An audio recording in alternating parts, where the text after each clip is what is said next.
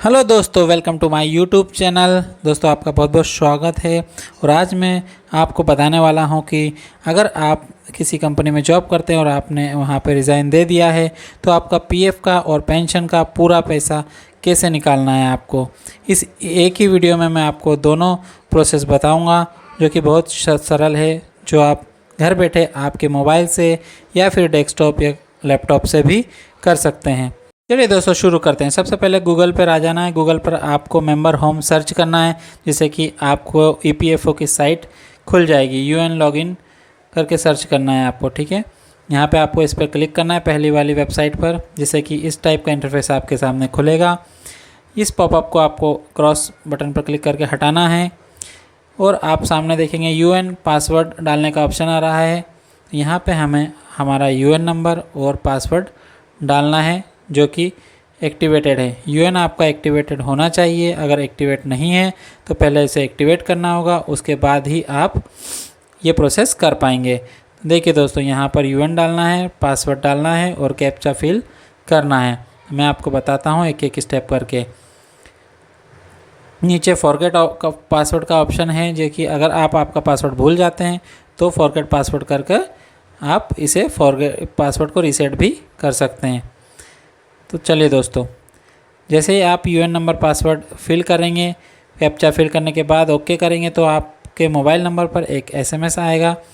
उस ओटीपी को आपको यहाँ पर फिल करना है। फिल करने के बाद हम यहाँ पर सबमिट बटन पर क्लिक कर देंगे। सबमिट बटन पर क्लिक करने के बाद हम हमारे पीएफ अकाउंट में एंटर हो जाएंगे, जिसमें कि हमारी सारी जानकारी उपलब्ध होगी। ये देखिए दोस्तों, यहाँ पर इस तरह का इंटरफेस आएगा और राइट हैंड साइड पर आपकी सारी जानकारी केवाईसी के साथ उपलब्ध होगी। आपका नाम, आपकी जन्म तारीख, जेंडर, प्रोफाइल से संबंधित सारी जानकारी।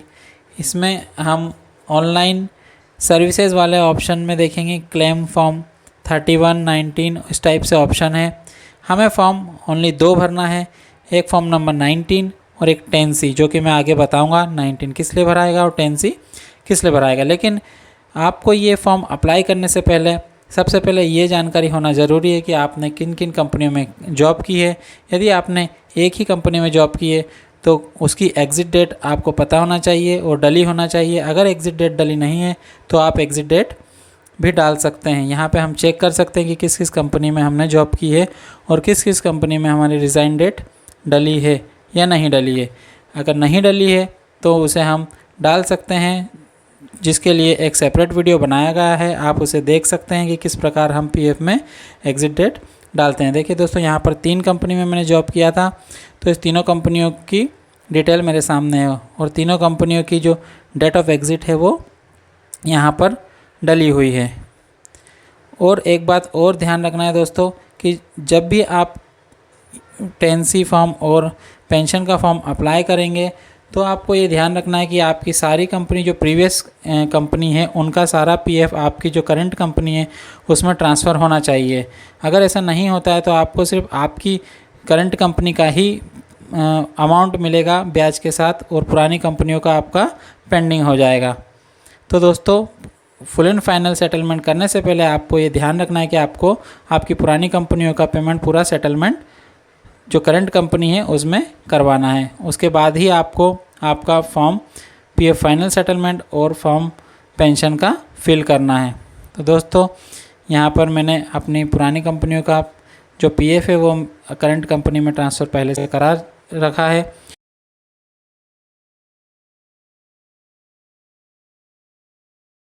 क्लेम फॉर्म सबमिट करूँगा। ये सारी जानकारी कंफर्म करने के बाद हम आगे बढ़ेंगे। यहाँ पर इस तरह का विंडो ओपन होगा। इसमें सबसे ऑप्शन है ऑनलाइन सर्विसेज। इस ऑनलाइन सर्विसेज वाले ऑप्शन में हमने पहला ऑप्शन क्लिक करना है। पहला ऑप्शन क्लिक करने पे हमसे हमारा बैंक अकाउंट मांगा जाएगा। ध्यान रखो दोस्तों कि बैंक अकाउंट वही होना चाहिए जो कि पहले आपने फीड किया था और वेरीफाई आपके एम्प्लॉयर के द्वारा होना चाहिए। यहाँ मेरे केस में मैंने स्टेट बैंक का अकाउंट पहले से फिल किया हुआ है, तो ये अकाउंट यहाँ पर शो होगा। अब मुझे यहाँ पर इसका अकाउंट नंबर डालना है और वेरीफाई बटन पर क्लिक करना है। आप अगर जानना चाहते हैं कि आपका कौन सा अकाउंट पीएफ में है तो आप मैनेज में जाकर भी केवाईसी स्टेटस चेक कर सकते हैं कि आपका पैन कार्ड, आपका अकाउंट नंबर और आधार कार्ड सीड है या नहीं पीएफ में। सारी जानकारी आप वेरीफाई कर लें और इस फॉर्म पे भी देखकर आप यहाँ पे जान सकते हैं कि आपका कौन कौन से डॉक्यूमेंट यहाँ पर केवाईसी के रूप में पंजीकृत है। मेरे केस में मेरा पैन कार्ड और बैंक अकाउंट नंबर, आधार कार्ड सभी यहाँ पर सीडेड है। मैं अब इसके लिए आगे बढ़ूँगा, वेरीफाई बटन पर क्लिक करूँगा। जैसे यहाँ पे मुझे अकाउंट नंबर डालना है, वेरीफाई बटन पर क्लिक करना है। यहाँ पर यस का बटन आ रहा है, एक सर्टिफिकेशन ऑफ अंडरटेकिंग है, इसको यहाँ में यस करना होगा।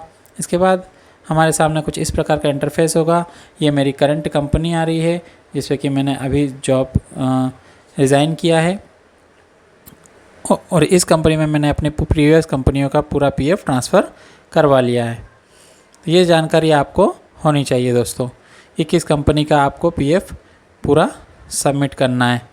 इसके बाद हम यहाँ पर प्रोसीड फॉर क्लेम फॉर्म पर क्लिक करेंगे। दोस्तों वीडियो पसंद आ रही हो तो लाइक और चैनल को सब्सक्राइब कर दीजिएगा और अगर आपको अच्छी लगे तो शेयर अपने दोस्तों के साथ ज़रूर कीजिएगा। तो दोस्तों यहाँ पर हम प्रोसीड फॉर ऑनलाइन क्लेम पर क्लिक करेंगे। हमारे सामने कुछ इस प्रकार का इंटरफेस ओपन होगा जिसमें कि हमारी सारी जानकारी उपलब्ध होगी।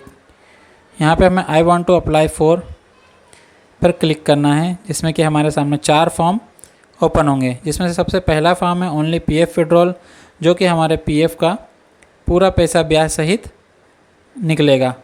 और सेकंड नंबर वाला है only pension withdrawal form 10C, जिसमें कि हमारे जो भी पेंशन में कंट्रीब्यूशन गया होगा वो विड्रॉ होगा। थर्ड नंबर का ऑप्शन जो है वो 60 साल वालों के लिए होता है, जिनकी कि 10 साल से सर्विस ज़्यादा हो जाती है, उनके लिए ये स्कीम सर्टिफिकेट होता है। और जो चौथे नंबर का ऑप्शन है वो पीएफ एडवांस फॉर्म 31। यदि आप करंट में काम करते हुए अपने पीएफ का एडवांस निकालना चाहते हैं तो फॉर्म नंबर 31 हमें फिल करना होता है। और यदि हमने काम छोड़ दिया है तो हमें ऊपर के 2 फॉर्म फिल करना होते हैं।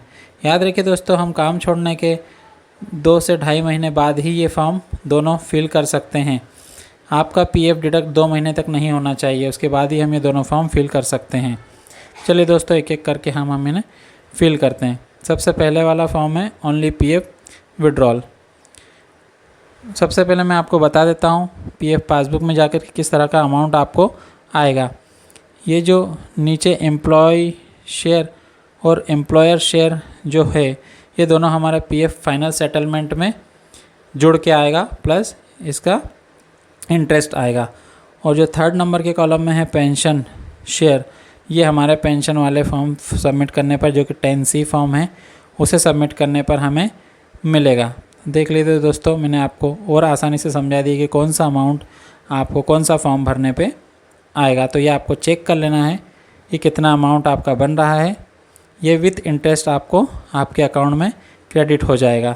इंटरेस्ट डिटेल जो कि कभी कभी अपडेट हो जाती है और कभी अगर नहीं होती है तो आपको जब भी पेमेंट आपका आएगा उसमें जुड़कर आ जाएगा आपका इंटरेस्ट। तो घबराने वाली कोई बात नहीं है, आपका पीएफ में आपका कोई भी पैसा ड्यू नहीं रहता है।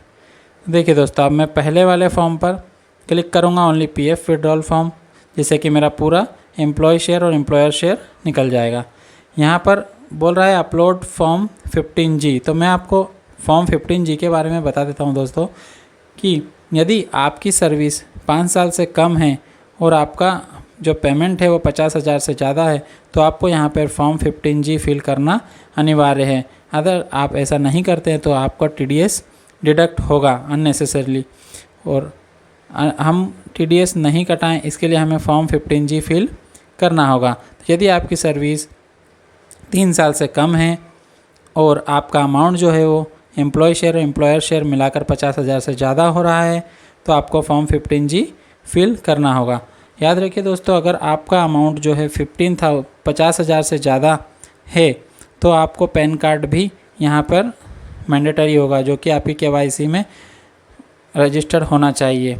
अगर आप पैन कार्ड नहीं इसमें फिल करते हैं तो आपका 30% TDS डिडक्ट होगा।